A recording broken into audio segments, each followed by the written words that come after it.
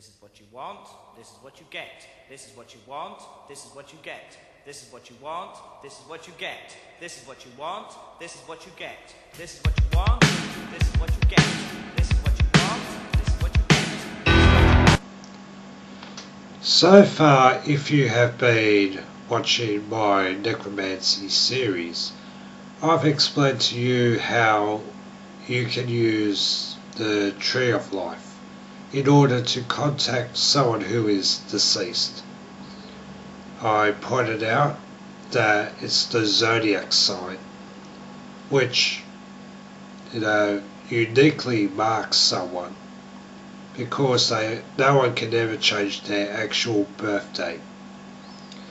So, using the Sefer of Chokmah, we can attempt to access the deceased, but this is only for the purpose of having a question answered that could never be answered by anyone else. And I also pointed out that we have to go through God, who is Jehovah, and the aspect of God called Jah or Yah,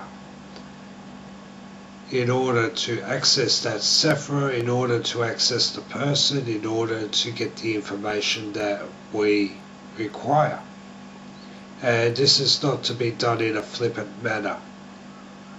This is not something you do just for the sake of it. But what if, I only pointed out the contact with the deceased because they were loved ones or they were people who we had friendship and respect for. But what if we are trying to contact someone who is a criminal, and an evil criminal at that? What happens to them after they die? And can we contact such people? Now, people say, oh, well, the evil go to purgatory or they go to hell. But this is not true, because Judgment Day has yet to occur. And I've been looking at various websites and, whatever occult knowledge there was from, let's say, sites a couple of years ago has completely vanished. And I read the same old belly aching, certainly now. Princess Di was murdered by the Church of England, or something equally stupid. And you got all these conspiracy theories. But the one thing that I've constantly noticed for the past couple of years has been the issue of Jimmy Savile. Now, he was a comedian or something like that, a celebrity, who reportedly molested and sexually abused some 400 children, allegedly. I don't know the whole details of all these accusations. And if that is true, then he more than likely has murdered a few of them into the bargain. And he didn't act alone. Who said the BBC knew what he was doing, but they just chose to ignore it because he was a celebrity. And now that he's dead, it should be just swept under the carpet. Doesn't matter, he's dead. It's over. Don't worry about it. But, this idea, and this is becoming more dominant now, that you can be as evil as you want, but when you're dead, that's it. No retribution, no nothing. So, I am going to give a proof of concept. Do I believe that Jimmy Savile can be got at? if you're talking about the Sephra of Hokmah, no, you can question him, but that's about it. And he's still a soul of a human being, and he still has his personality, so he can lie his head off. Just because you contact someone who's dead doesn't mean they're going to be truthful to you.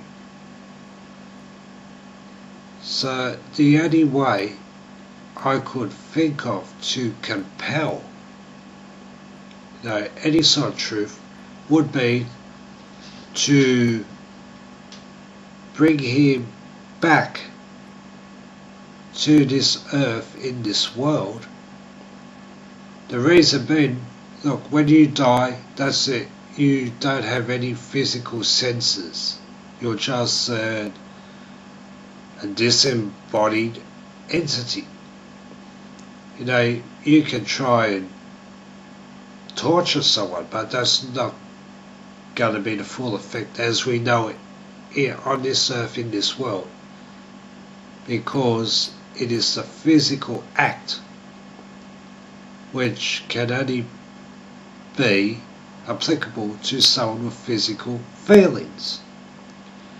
So it goes like this. I'm only doing this ad lib. We are conceived by a physical act. Our parents having sex. We're looking at the tree of life,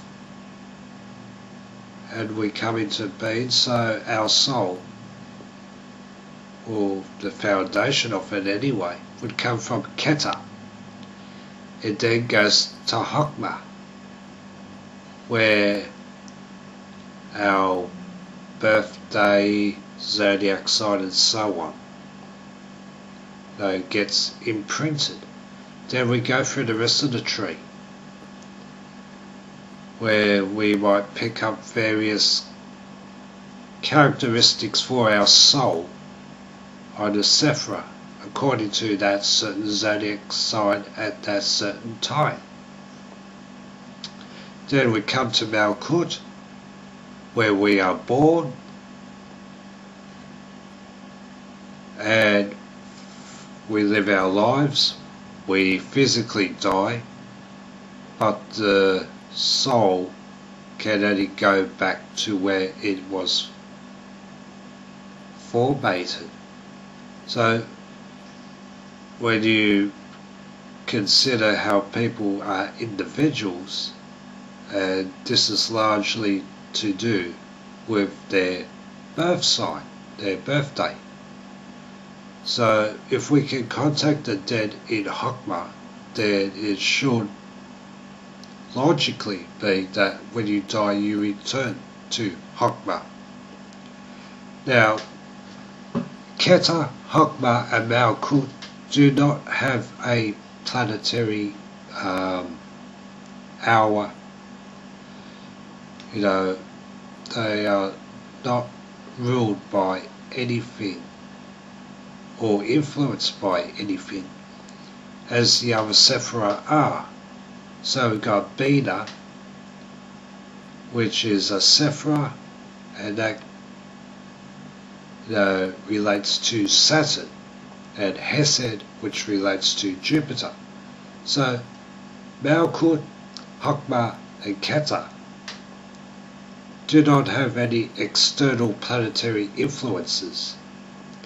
So let's say you think Jimmy Savile's got something to answer. You want to compel him to answer.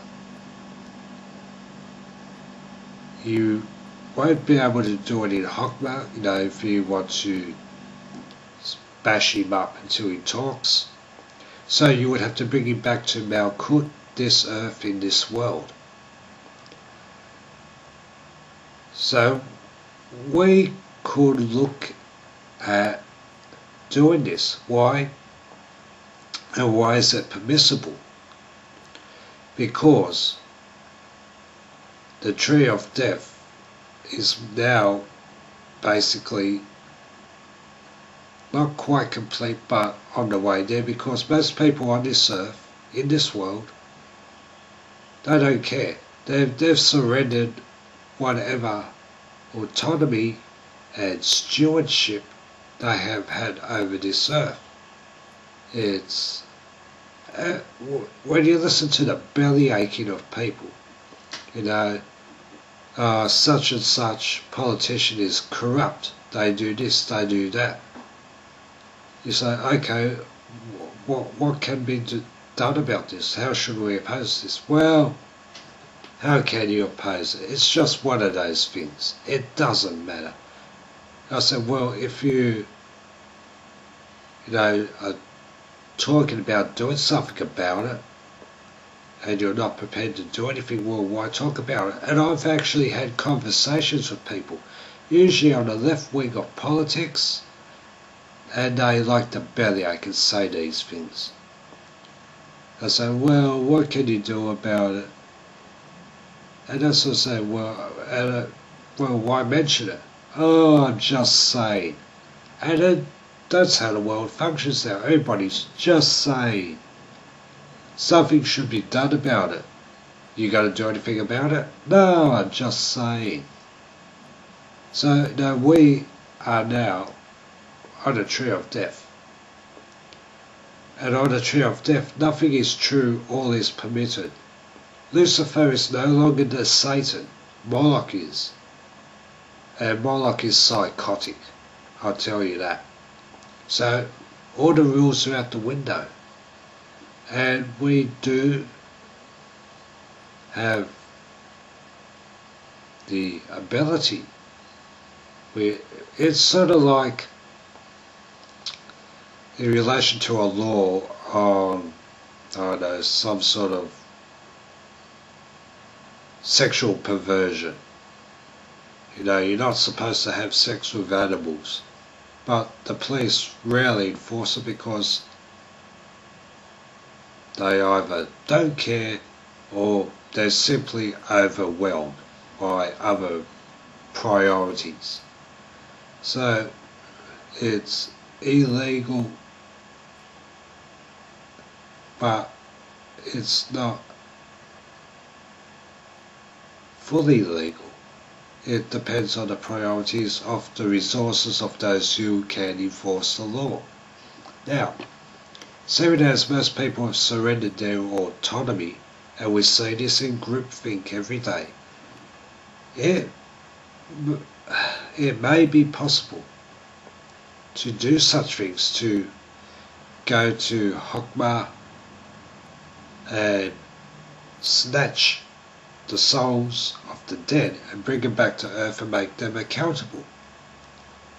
You know, when you consider someone like Jimmy Savile, I mean, I don't think he would be someone who's worthy of protection. You know, why would God protect him for? You know, considering all the evil he has allegedly done. And we have to get this, you know, for a fact that he's done all these things. If God will be indifferent, and indeed there is a lot of indifference, you know,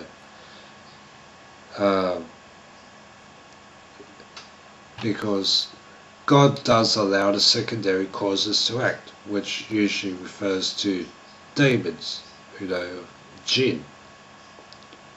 So if we go into the role of a secondary cause, well, what's Jimmy Savile got to do? If we can drag him back here and, you know, we would use a sigil which will in effect bind him, and we can put it in something like a voodoo doll, you know, and try and compel answers out of him. through various means. A voodoo doll, if you want to use that term. You might get Jimmy Savile, you might use something like a Ouija board or a scrying mirror to try and get answers. And he might say, oh fuck you, I do what I want, fuck you. Assuming that he is back on this earth in this world, then we can just get the doll and throw it into a frying pan full of hot oil. And there's no guarantee that he would feel burned, but there's no guarantee that he will not. So you might get something. And also remember that the personalities of those who are deceased will change because they are in isolation. Their physical senses, they don't work. You know, imagine being on a desert island for 10 years, no one to talk to. You will change because you have no one to speak to. You have no one to interact with. The only person that you're going to, or the only entity that you're going to be able to talk to is God. And once you take away the external influences on your senses, you've only got your soul, and that's about it. So what I will be putting forward is a proof of concept. I cannot verify that this will actually work, but I will leave it to you to decide. I just wanted to clarify something. Now, I said that the Earth, or Malkut, or Lilith in Tohu as it's practically applied now, doesn't have external influences. Well, actually it does. What I was trying to convey is that there's no such thing as an Earth planetary hour. So the planets do have an effect on the people, and indeed probably everything else on this Earth. But as Keter has no planetary hour, Hokmah has no planetary hour, and Malkut has no planetary hour. It's something that, who's that? It relies on the planetary hours of the other Sephra in order to formate things, time things. So there is no Earth planetary hour, and that's what I was trying to convey.